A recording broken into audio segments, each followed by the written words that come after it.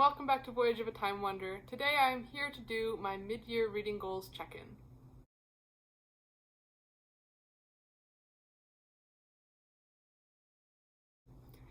So way back at the beginning of 2021, I set 7 different reading goals for the year, and I thought it would be fun to check in now that we are halfway through the year and see which goals I've already accomplished, which ones I'm on track to complete by the end of the year, and which ones I'm maybe trailing or lagging a little behind on my progress with.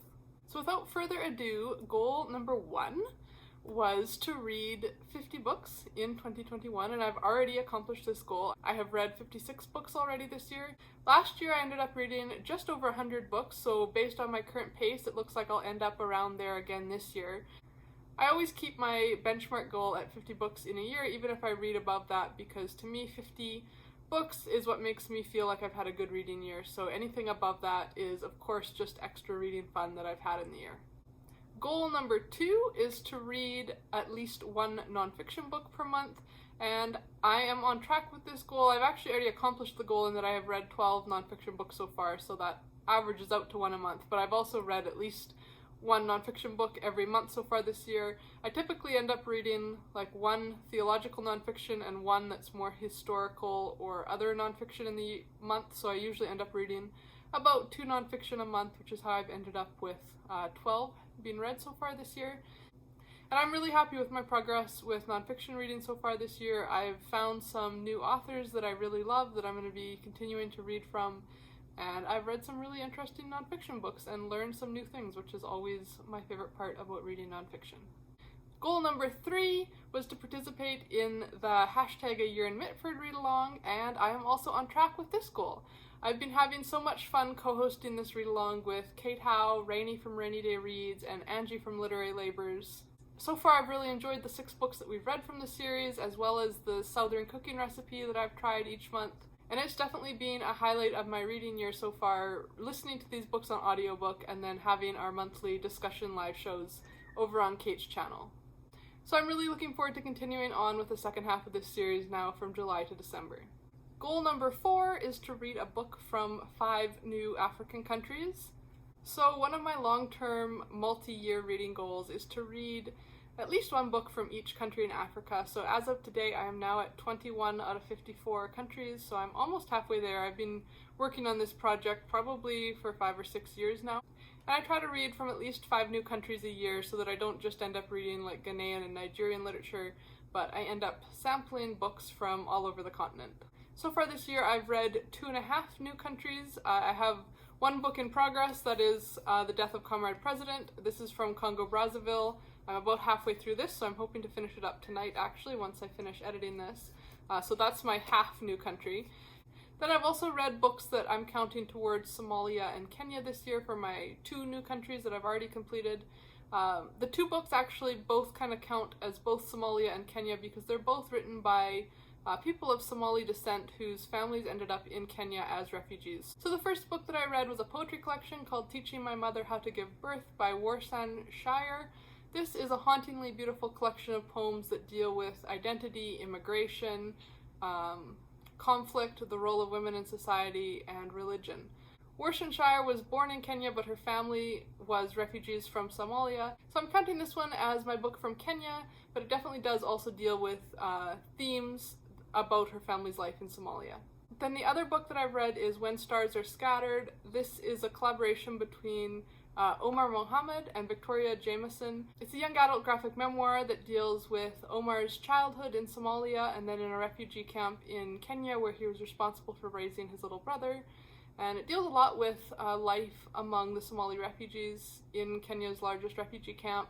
Issues like child-led households, the struggle to receive a good education, and the way that people living in these camps constantly feel uncertain about their future, where they'll be living, whether they'll be returning to their country, settling in Kenya, or being resettled as refugees in another country. So I am on track to accomplish this goal, as by the end of the month I will have read from 3 new African countries. For the remaining new countries for the year, I have books that I really want to get to picked out from Liberia, Uganda, Zimbabwe, and Ethiopia, so we'll see what I end up reading for the rest of the year for African literature. Goal number 5 was my Reading Through My Family Tree quarterly TBR videos, and this one I'm going to say is kind of so-so, trailing to middling success so far this year.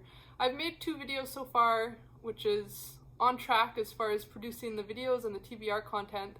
I've made book lists for both my Norwegian family history and my family history based in the Newcastle area and Victorian era England. However, I haven't been as successful in actually reading the books that are on those TBR lists. For both of the quarterly videos, I think I ended up only reading like 2 or 3 videos off of my rather extensive TBRs. So for the remaining 2 quarters, which are going to be focusing on my Scottish family lineage as well as my Dutch family tree, I'm hoping to narrow down my TBR from the start so that it's a bit more manageable to actually read the books that I've selected among all the other things that I want to read each month. Goal number 6 was to complete 3 different series, and again, I kind of have middling so-so results. I've done really well on some series and not so great on others. So I'll start with my success story. The first series that I wanted to finish was the Bridgerton series by Julia Quinn, and I have now read all 8 main novels in the series as well as the 8 follow-up second epilogues. So the only thing I have left to read in this series is the short novella about the mother's romance, and there is quite a long hold list on my library on this. I think it's like 6+ months right now. They only have 1 copy in use. So if I don't get to that one, I'll still consider myself having been successful because I did read the main novels in the series this year. Then the second series that I was hoping to read through this year was Anne Cleeves' Shetland series. This one I have read 3 out of the 8 main works so far, so almost halfway there, but that's a little bit trailing considering we are more than halfway through the year. What I found with mystery series is that if I read more than like 1 a month or 1 every 2 months, I end up not enjoying them as much and they all kind of start to blur together in my mind. So I do like spacing them out, so we'll see if I do read the remaining 5 in the series. If I only got to another 2 or 3 in the series this year and had a couple to carry over into next year, I would still be okay with that because I do want to enjoy the series, even if that means reading them at a bit of a slower pace. But the 3 that I have read so far from this series have all been 4-star reads for me. It's a wonderfully atmospheric Scottish mystery series and I'm really enjoying them, so I'm happy that I made this a goal and that I have been prioritizing reading her mysteries this year. And then the 3rd series that I was hoping to finish off was a carryover from last year's goals that I didn't finish, and that is Phillippa Gregory's Plantagenet Tudor series.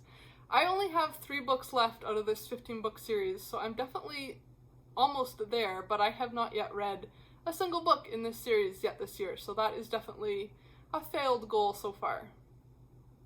But considering the fact that there are only 3 books left in the series, I am still hopeful that I will be able to finish these off by the end of 2021. So fingers crossed that this one ends up being a successful series completion by the end of December. Then goal number 7 was to read the 12 classics that were on my 12 classics I want to read in 2021 TBR video. And this is another one that I've kind of had mixed results with so far. So I've only finished 3 books off of that TBR so far. I have finished Sanditon by Jane Austen, Gunnar's Daughter by Sigrid Undset, and The Merchant of Venice by William Shakespeare, which are also coincidentally the 3 shortest books on that TBR.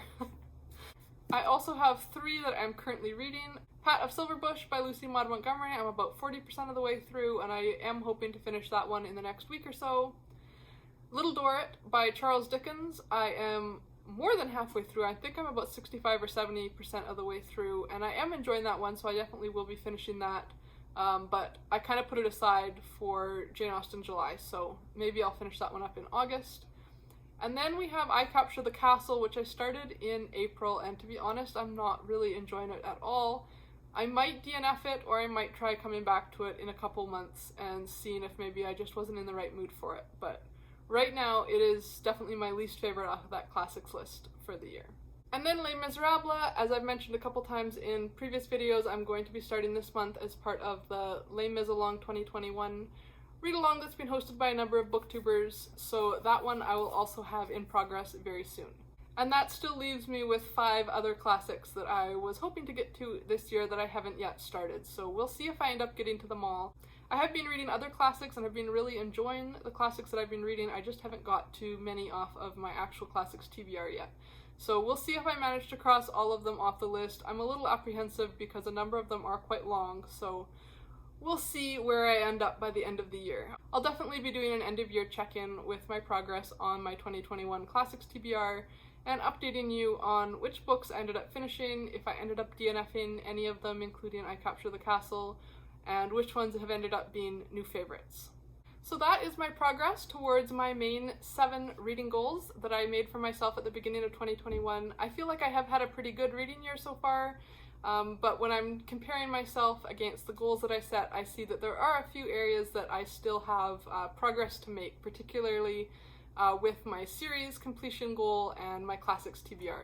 So hopefully by the end of the year I will have been successful with all 7 of these goals, and I will do another update at the end of the year. Until next time, enjoy wandering through the pages of a good book. Bye.